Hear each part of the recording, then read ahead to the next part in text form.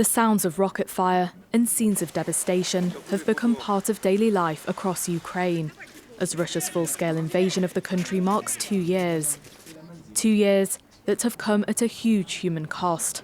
My friend yesterday died in war, and I come here to buy some flag and stay here.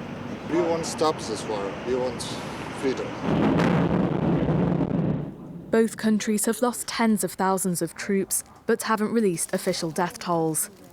The UN has documented more than 10,000 Ukrainian civilian deaths, but said this number could be far higher. Initially, the war proved to be humiliating for Vladimir Putin, who had expected to take Kyiv within just days. A further humiliation came for Putin in June of 2023, when Russian mercenary leader Yevgeny Prigozhin launched a failed rebellion against the Kremlin. But now, Putin appears reinvigorated, having regrouped his forces after Ukraine's unsuccessful counteroffensive and with lagging support from the West for Kyiv's ongoing war effort. He appeared defiant in a recent interview with right-wing commentator Tucker Carlson. They've been shouting about how they have to defeat Russia, defeat us on the battlefield. Well, now apparently they're beginning to realise that this is not easy to do, if at all possible. In my opinion, this is completely impossible. This will never happen.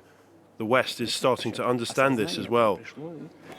Despite Putin's bluster, Ukrainian forces have remained determined. In August of 2023, Kyiv struck and damaged a key bridge linking mainland Ukraine to the occupied Crimean Peninsula, and has been accused of carrying out drone strikes inside of Russian territory. But cracks are beginning to show, with President Zelensky recently parting ways with his army chief and promising a reorganisation of the country's military leadership. We continue to reboot the management team in the armed forces. People who are well known in the army and who themselves know well what the army needs are taking on new responsibilities. They are combat commanders of this war whose experience will be useful at all levels in the army. Despite Zelensky's optimism, 2 years on, Ukrainian troops are said to be exhausted. And there's a sense of uncertainty and gloom for those living under the shadow of a war without an end in sight. Russia's stated